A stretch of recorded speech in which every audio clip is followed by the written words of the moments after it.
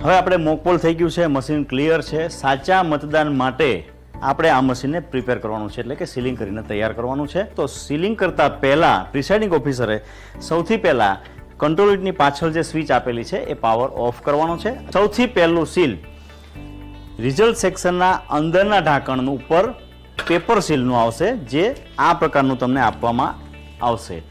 આ paper seal ઉપર number પ્રદર્શિત થયેલા છે. એની બાજુમાં પ્રિસાઇડિંગ ઓફિસરે તથા હાજર રહેલા મતદાન એજન્ટોએ સહી કરવાની છે. સહી થઈ ગયા બાદ આ જે એનો કલરવાળો ભાગ છે એ બહાર પ્રદર્શિત થાય એ રીતે આપણે નંબર રાખશું. તો સૌથી પહેલાં ઢાંકણને આપણે ખોલેલું છે, આવી રીતે આમાંથી આપણે આ સીલ પસાર કરીશું. ગ્રીન પેપર સીલને આવી રીતે સેન્ટરમાં રાખશું અને તમને જે પૂંઠા આપવામાં આવેલા છે એ પૂંઠાથી અહીંયા આગળ એને ફિટ કરીશું, જેથી પેપર સીલ હલી ન જાય.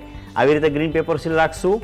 તેના બંને છેડા એક સરખા ઉપર નીચે બહાર રહે તે રીતે ગ્રીન પેપર સીલને રાખી અને આ રિઝલ્ટ સેક્શનના ઢાંકણને અંદરના ઢાંકણને આપણે આ રીતે સીલિંગ કરીશું.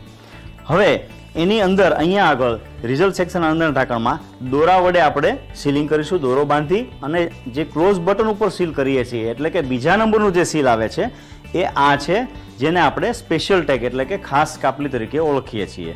આમાં પણ આની પાછળ હાજર રહેલા એજન્ટોની સહી કરવાની છે, પ્રિસાઇડિંગ ઓફિસરે પોતે પણ સહી કરવાની છે. તો આને ખાસ કાપલી કહેવામાં આવે છે, સ્પેશિયલ ટેગ. અહીંયા આગળ આપણે દોરો બાંધીશું.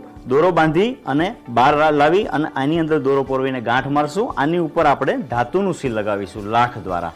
અને આનું જે ખાસ કાપલી છે એમાં વચ્ચે ક્લોઝ બટનના માપનો હોલ આપેલો છે, જે સીલિંગ થયા બાદ અહીંયા આગળ આપણે મૂકીશું ત્યારે એ ક્લોઝ બટન છે એ સ્પષ્ટ આપણે જોઈ શકીશું. એ ખાસ ધ્યાન રાખીશું. ઢાંકણ આપણે આ બહારનું બંધ કરીશું.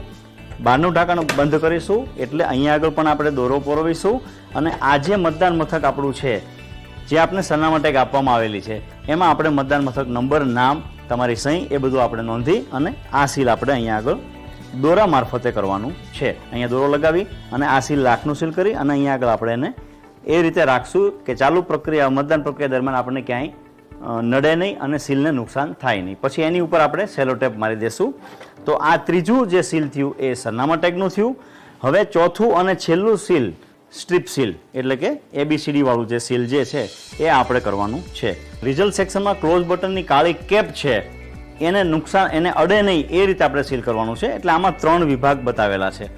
એમાં સૌથી નીચેના વિભાગમાં આપણે આ સ્ટ્રીપ સીલ લગાવવાનું. તો સૌથી પહેલાં સ્ટ્રીપ સીલમાં એનો મીણિયો કાગળ કાઢીશું આપણે માત્ર અત્યારે અને એને સેન્ટરમાં રાખીશું. નીચેનો છેડો ગ્રીન પેપર સીલનો છે એ એની ઉપર આપણે ચિપકાવી દઈશું આમ. ત્યારબાદ આપણે બીનો મીણિયો કાગળ કાઢીશું. એટલે હવે તમને બી દેખાય છે.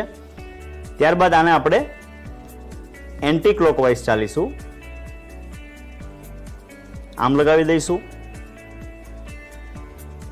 ત્યારબાદ સીનો મીણિયો કાગળ કાઢીશું અને ઉપરનો જે ગ્રીન પેપર સીલનો છેડો બહાર છે એને સી ઉપર આપણે એ રીતે ચિપકાવી દઈશું કે જેનો આપણે પેપર સીલનો નંબર જોઈ શકાય, વાંચી શકાય.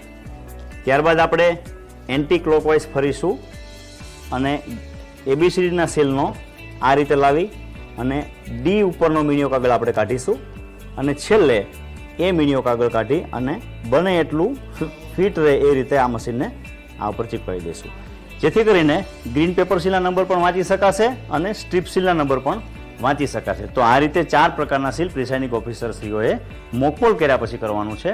હવે જ્યારે પ્રથમ મતદાર આવે ત્યારે તમારે આની સ્વિચ ચાલુ કરી અને બેલેટ કમાન્ડ આપી અને મતદાન પ્રક્રિયા શરૂ કરવાની છે. મતદાન પ્રક્રિયા ચાલુ હોય ત્યારે ઝોનલ ઓફિસરને પ્રિસાઇડિંગ ઓફિસરશ્રીએ 2 કલાકના આંકડા આપવાના થાય છે. જ્યારે 2 કલાકના આંકડા આપવાના થાય ત્યારે આપણે આ ટોટલ બટન દબાવી અને અહીંથી ટોટલ પોલ વોટ જાણી શકાશે કે 2 કલાક દરમિયાન કેટલું મતદાન થયું.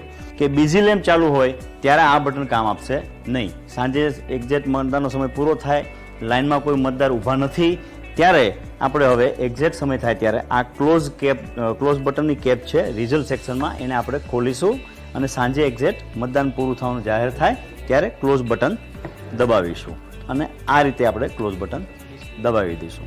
એટલે ડિસ્પ્લેમાં આપણે ક્લોઝ બટન દબાવતી વખતે પણ મશીનનો સમય, નંબર, તારીખ, ઉમેદવારની સંખ્યા અને ટોટલ પોલ વોટ બતાવશે. કેટલા મત પડેલા છે એ આમાં ક્લોઝ બટનથી જોઈ શકાશે. જો પ્રિસાઇડિંગ ઓફિસરે ક્લોઝ બટન દબાવતી વખતે કોઈ એજન્ટ સાથે વાતચીતમાં રહ્યા, કોઈ પ્રશ્ન ઉપસ્થિત થયા અને ન જોઈ શકાય, તમે ફરી વખત ટોટલ બટન દબાવી અને ટોટલ મત કેટલા પડેલા છે એ સાંજે ફરી વખત જોઈ શકશો. હવે આપણું વોટિંગ પૂરું થયું છે, ક્લોઝ બટન દબાવી દીધું છે, ટોટલ આંકડો આપણે લઈ લીધો છે. પછી આપણે આ મશીનને હવે સુરક્ષિત આરઓ3 પાસે પહોંચાડવા માટે પેટીમાં મૂકવાના છે.